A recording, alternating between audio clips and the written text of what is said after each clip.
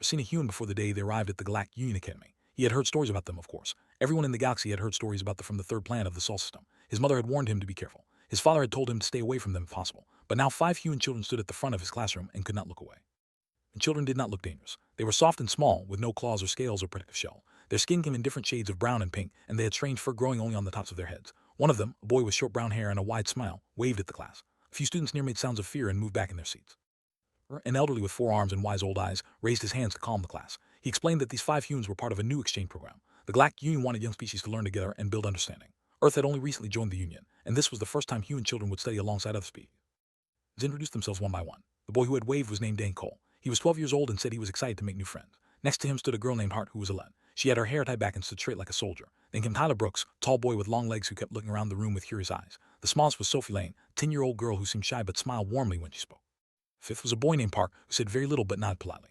Trucker assigned seats and felt his heart stop when Dan Cole was placed right next to him. The human boy dropped into his chair and turned to her with that same wide smile. Either Dan said, "What is your name?" To speak, but his voice came out as a squeak. He was a tall and thin with pale blue skin and large dark eyes. His species was known for their intelligence but also for their fragile bodies. A single human hand could probably crush his arm without effort. He finally managed to say. "Nice to meet you," Dan said. He did not seem to notice how afraid he was. "This place is so cool. I have never been in space before." "Well, I mean, I was on the ship that brought us here, but that does not really count. What is it like living up here?" Not know how to answer. He had lived at the Academy Station his whole life. It was just normal to him, but Danny seemed genuinely interested, so tried to explain. As they talked, began to relax a little. Danny asked simple questions and laughed easily. He did not seem like a monster from a Deathworld. He seemed like any other youngster. First line of the day was galactic history. Instructor spoke about the formation of the Union and the many species that had joined over thousands of years. The human children listened carefully and took notes. Hart raised her hand several times to ask questions. Her questions were smart and showed she had studied before coming here. The mathematics lesson knows something strange. Danny struggled with the basic equations that found easy, but when the problems became more complex, Danny suddenly improved. The human boy explained that on Earth they learned math in a different order. Simple for them was different from simple for. Midday, the alien students had begun to relax. The humans had not attacked anyone. They had not shown their teeth in aggression or made any threatening moves. They sat in their seats, did their work, and talked quietly with the students near them. Perhaps the stories about were exaggerated. Lunch sat with his 2 closest friends, Nara and Nara was with green scales and a long tail, was a small who communicated through a translation device attached to his chest. They watched the human children eating at a nearby table. "Eat dead animal flesh," Nara whispered with horror. "Look at that." Dang bite into something the humans called a sandwich. It did contain meat, but many species in the galaxy ate meat. It was not that unusual. It seemed normal, said carefully. Danny has been very friendly. A series of clicks that his device translated as doubting caution. His species believed that predators could never truly be trusted. Humans were predators. Everyone knew that.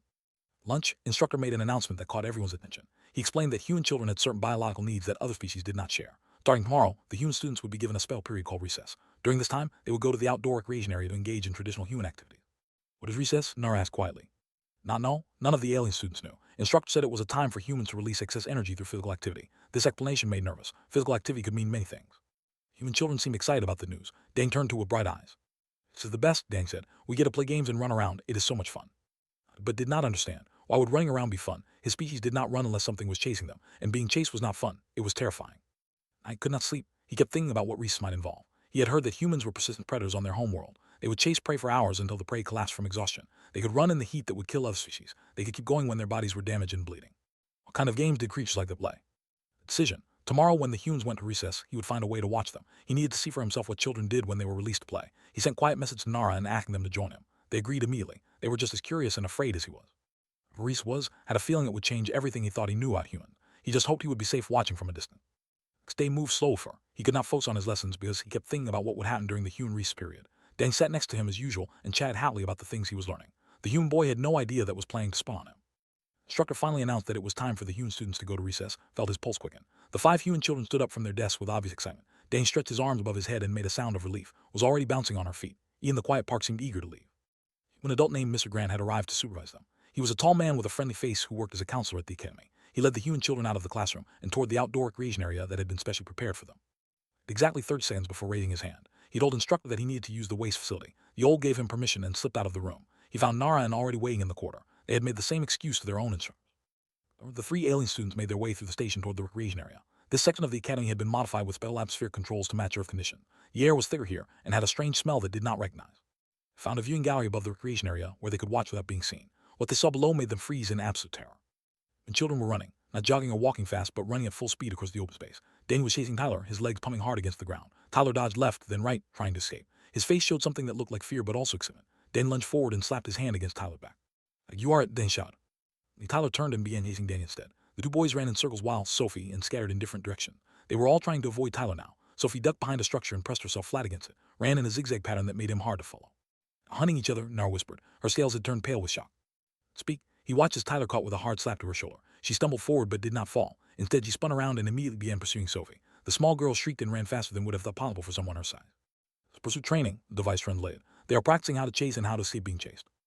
Terrible sense. Human children would need to develop their hunting instincts from a young age. This game of tag was clearly designed to build speed, endurance, and the ability to track moving targets. The roles kept switching between predator and prey so that each child could practice both skills. They caught Sophie dragging her arm. For a moment thought she would hurt the small girl, but Sophie just laughed and took her turn as the chaser. They were enjoying this. They found pleasure in hunting each other. The game continued for several minutes until the children seemed satisfied. Then Mr. Grant brought out a bag and pulled something from it. The object was round and red. The children gathered around him with eager faces. A little time, Danny announced happily. Children split into two groups. Denny and Sophie stood on one side of a marked line. Tyler stood on the other with two more balls that Mr. Grant provided. Then without warning, Tyler threw his ball directly at Danny's face. Aston nearly fell from his hiding spot, but Danny moved his head to the side and the ball flew past him. He caught another ball that tossed to him and threw it back at Tyler. The ball hit Tyler in the chest with a loud sound. You are out, Den yelled. Walked off to the side while continued throwing. Sophie somehow avoided every ball that came near her. She moved like water, bending and twisting her small body in ways that seemed impossible. When a ball came close to her legs, she jumped over it. Grip's arm so hard it hurt. They are trained for projectile combat. This is how they learn to dodge weapons and throw them accurately. Watch throw a ball at, she did not dodge. Instead, she reached out and caught the ball in both hands. The sound of the impact made wince. Out said calmly, I caught it. I caught a projectile moving at dangerous speed with her bare hands. Her palm must have been stinging with pain, but she showed no reaction. She just smiled and kept playing. Game reset and continued. Watched Danny take a ball directly to his stomach. He bent over and made a sound of discomfort, but then he straightened up and walked off the playing area with a grin. These children were being hit by projectiles hard enough to knock the breath from their lungs, and they treated it as entertainment. Their pain tolerance is inhuman, observed through his translator. They barely react to impacts that would incapacitate our species.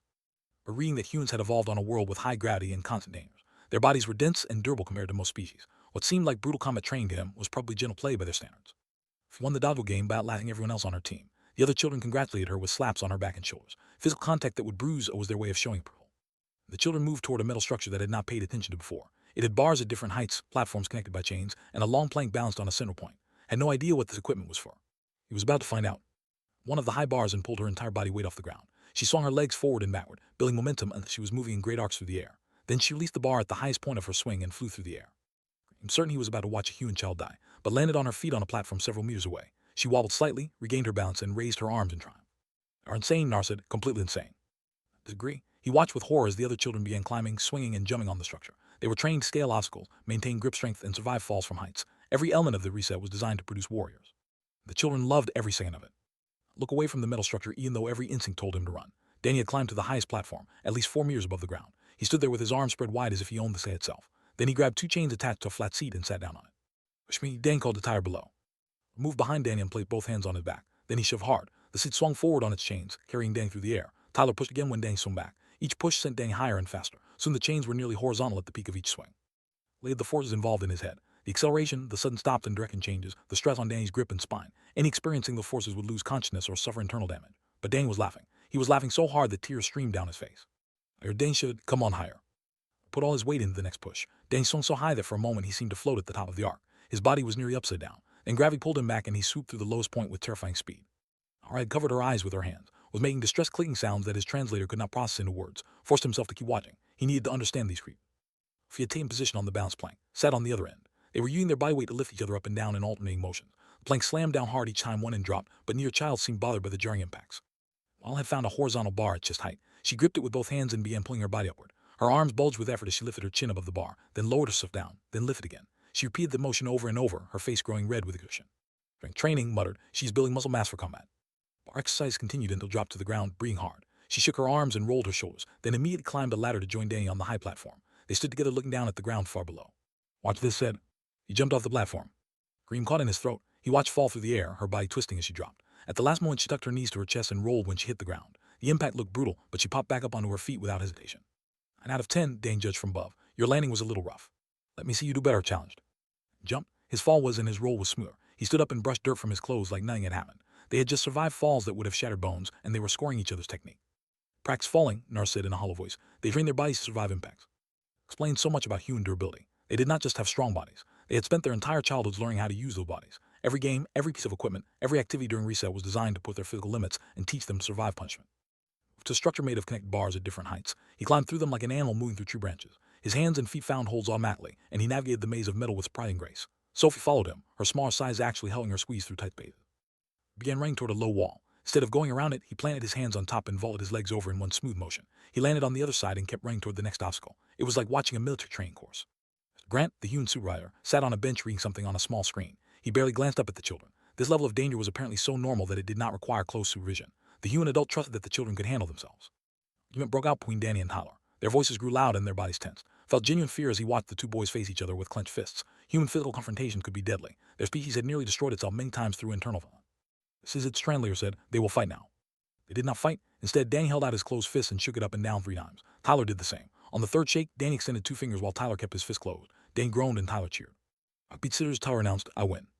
The argument was over. Whatever dispute they had was settled by the strange ritual of hand gestures. The boys returned to playing as if nothing had happened. They had developed a non-violent method to resolve conflicts, probably because actual fights between humans would cause too much damage. It was even more disturbing than if they had fought. It showed planning and forethought. These children understood their own capacity for violence and had created systems to avoid unnecessary harm. They were not mindless brutes. They were intelligent, social creatures who chose when to use their strength and when to hold back. This period was ending. Mr. Grant called the children to gather their things. They were sweating and breathing hard, but their eyes were bright with energy. Danny helped Sophie climb down from a high bar, showing gentleness despite his strength, and Tyler compared bruises on their arms with pride rather than concern. They had spent their entire recess period engaging in what looked like combat training. Running, throwing, climbing, falling, dodging. Every activity built skills that would make them more effective in physical confrontation, and they called it playing. Let them leave the recreation area and head back toward the classrooms. He had learned more about humans in this one recess period than in all the books he had read about them. The stories were true. Earth really was a death world, and these children were being shaped into survivors from the moment they could walk. The question now was what to do with the knowledge. Should he warn the other students? Should he tell the instructor what he had seen? Or should he simply accept that humans were different and hope they remained friendly? Not have answers yet, but he knew he would be watching every recess from now on. He needed to understand these before they could become a threat. If it was not already too late. The class before the human children arrived. He slid into his seat and tried to control his breathing. His heart was still racing from everything he had witnessed. When Danny dropped into the chair beside him, flinched without meaning to. "Are you okay?" Danny asked. His forehead was still damp with sweat from recess. "You look kind of pale, well, paler than usual." Not know how to respond. He was sitting next to a creature that had just spent 30 minutes practicing combat maneuvers and survived multiple falls from dangerous heights. Danny was slightly out of breath and had grass stains on his knees, but otherwise seemed perfectly fine. "I'm well," managed to say. "Thank you for asking." He smiled and turned his attention to the instructor, who had begun the afternoon lesson on biology. The topic was supposed to help students understand the physical differences between species in the Union. Found it deeply ironic given what he had just observed. The lesson could not concentrate. He kept glancing at Danny and the other human children. They sat quietly in their seats, took notes, and asked questions, raised her hand to discuss the repertory systems of different species. Tyler correctly answered a question about cellular regeneration. They seemed like normal students. Knew better now. He knew what lurked beneath those soft exteriors. He had seen their training with his own eyes. The lesson ended. Nar caught his attention from across the room. She gestured toward the corridor with her tail, understood the signal. They needed to talk about what they had seen. Danny he would see him tomorrow and hurried out to meet his friends. They found a quiet corner near the environmental control systems where they could speak without being overheard. "Need to tell someone," Nar said immediately. Her scales were still pale with residual fear. "The instructor should know that the humans are using Reese for military training." Rattly before his translator spoke. "If we report this, we might cause a diplomatic incident. Earth only recently joined the Union. Accusing their children of being soldiers in training could damage relations between our species." "Is that not exactly what they are?" asked. "We watch them practice every skill a warrior would need. Speed, strength, accuracy, pain tolerance, falling safely. What else could it be?"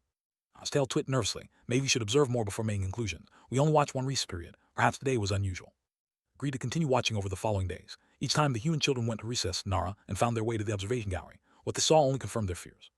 Let's play tag every day, switching between different versions with different rules. Sometimes the person who was it had to freeze their target instead of chasing them. Sometimes multiple people were it at the same time. Each variation seemed designed to train different aspects of pursuit and evasion.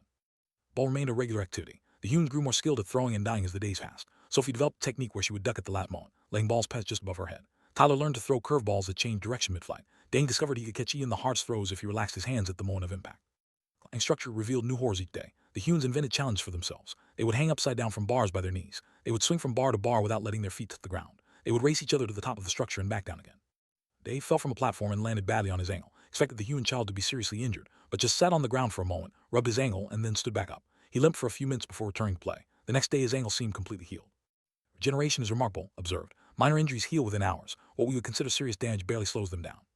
Started reading everything he could find about human biology. He learned about their endurance, their ability to keep functioning despite pain, their strange practice of deliberately stressing their bodies to make them stronger. It was called exercise, and adult humans did it voluntarily every day. He learned, the more worried he became. Humans were not just naturally strong. They actively worked to become stronger throughout their entire lives. Their children trained from the youngest age. By the time they reached adulthood, they were perfectly optimized for survival in combat.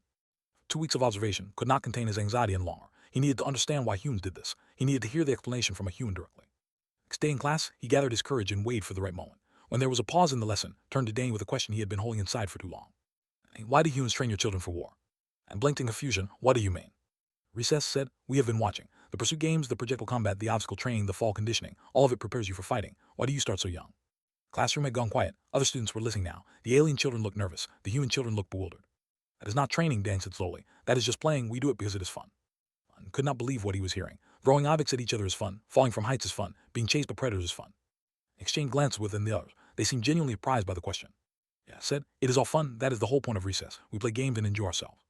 The world shifting around him. Either the humans were lying, which seemed unlikely given their obvious confusion, or they truly did not understand what they were doing. They had been trained so thoroughly from such a young age that they did not even recognize it as training. It was perhaps the most frightening possibility of all. "We need to talk about this," said, "all of us. There are things you do not understand about how other species see your activity." Strucker had been listening to the exchange. The old's expression was thoughtful. "Perhaps," he said slowly, "there would be a valuable learning opportunity for everyone. Shall we discuss this further during lunch?" Nodded eagerly. "Sure. I want to understand why thinks we are training for war. That seems really weird to me." Weird thought. The humans found it weird that others were terrified of them. They had no idea what they looked like from the outside. It was time to show them. Lunch area was crowded with students from Mint B. Sat with his friends on one side of a long table. Denny and the other human children sat across from them. Instructor stood nearby, ready to help if the conversation became difficult. "Okay," Denny said, leaning forward with genuine curiosity. "Tell me why you think recess is combat training. I really want to understand." A deep breath. He had prepared for the moment during the walk to the lunch area. "Let me describe what we observed, and you tell me if I am wrong." They nodded. "Fair enough." "First you play tag," began. "One person chases the others trying to catch them. The others run as fast as they can to escape. When someone is caught, they become the chaser. You practice both hunting and fleeing." "It's just a game," said. "Every human kid plays tag. It has been around for thousands of years." He said, "Thousands of years of training your young to chase and escape. Next dodgeball, you throw projectiles at each other with significant force. You practice accuracy and target tracking. You train your bodies to dodge incoming attacks. You learn to kill weapons thrown at you." He giggled. "We are not throwing weapons. They are just rubber balls." "Rubber balls that move fast enough to cause pain on impact," Translator said. "We measured the speed. Any struck by those projectiles would require medical attention." Human children exchanged uncomfortable glances. Tyler scratched the back of his head. "I mean, yeah, it stings a little when you get hit, but that is part of the game." "And as part of play," Nar said, "that is exactly what worries us." Continued his explanation. "Then there is the climbing structure. You scale obstacles at dangerous heights. You swing through the air holding only metal bars. You jump from platforms and practice landing without injury. You train your grip strength by hanging upside down." He was quiet for a moment. "When you describe it like that, I guess it does sound kind of intense, but we are just playing. Nobody's teaching us to be soldiers." "That is what makes it so effective," said. "You do not even realize you are training. It is built into your culture so deeply that you think of it as entertainment. Your bodies become stronger and faster while you believe you are simply having fun." Trucker raised one of his four hands to speak. "If I may offer some perspective, humans evolved on a Class 4 Deathworld. Your planet has high gravity, extreme weather, dangerous predators, and toxic substances in many of your foods. Your ancestors survived by developing exactly the traits that is described." "What does that have to do with recess?" asked. "Children have always needed to develop physical skills quickly," Instructor explained. "Your games exist because they helped your young survive. Tag taught you to hunt and avoid being hunted. Throwing games improved your ability to use projectile weapons. Climbing made you better at escaping danger and finding food. These activities were matters of life and death for your early ancestors." Human children looked at each other with new understanding. Dang turned back to, "What you're saying is that our play is actually evolution. Our bodies want us to train even when we think we are just having fun." Yes, said. "And the result is that by the time humans reach adulthood, you are some of the most physically capable beings in the galaxy. You can endure pain that would disable other species. You can keep moving when your bodies are damaged. You can survive falls and impacts that would kill us." Frowning thoughtfully, "I never thought about it that way. To us, it really is just fun. I love playing dodgeball because it is exciting. I like the swings because the feeling of flying is amazing. I did not know we were scaring you." "We're not trying to scare us," Nar admitted. "That is the strange part. You have no idea how terrifying you look." There was a long silence at the table. Then Sophie spoke up in her small voice. "You were afraid of us this whole time, even when we were just trying to be friendly." A sudden shame washed over him. These human children had done nothing wrong. They had been kind and welcoming since the first day. Danny had tried to make friends with him, and had been too busy being terrified to appreciate it. "Sorry," he said. "I should have talked to you instead of watching from hiding. I made assumptions based on fear instead of trying to understand." His wide smile returned. "Hey, no worries, I get it now. We must look pretty crazy from your perspective. I mean, we do throw balls at each other's faces for fun. That is kind of wild when you think about it." At the table began to ease. Tyler laughed and admitted that he had once broken his arm falling off a swing and still went back to playing the next month. The alien students were horrified, but the humans treated it as a funny story. "Would you like to try?" Danny asked suddenly. Held his heart skip to try what? Danny said, "I could show you the swings. We would go slow and I would only push a little bit. It might help you understand why we love it so much." Instinct told to refuse. Swings were dangerous. The forces involved could hurt him. He was not built for human play. Danny was looking at him with hopeful eyes. This was an offer of friendship, of cultural exchange, of trust. Refusing would be an insult to everything the Galactic Union was trying to build. "We'll try," heard himself say, "but please be gentle." Next recess period found himself sitting on a swing for the first time in his life. Danny stood behind him, hands positioned on his back. "Ready?" Danny asked. "Rip the chain so hard his knuckles ached. I think so." He pushed and swung forward. It was gentle just like Danny promised. The wind moved past his face. His stomach felt strained as he rose and fell. It was terrifying. It was also wonderful. "Little more," said before he could stop himself. Pushed harder, swung higher. He was flying through the air on a Deathworld contraption and he was laughing. The sound surprised him. He had not expected to laugh. Ryan watched from the observation gallery with shock on their faces. Below them was teaching a group of curious alien students how to play catch. Tyler was showing others how to climb the lowest bars of the structure. Sophie sat with the student, explaining the rules of hopscotch with patience. The most frightening thing about humans was not their strength or their pain tolerance or their endless training disguised as play.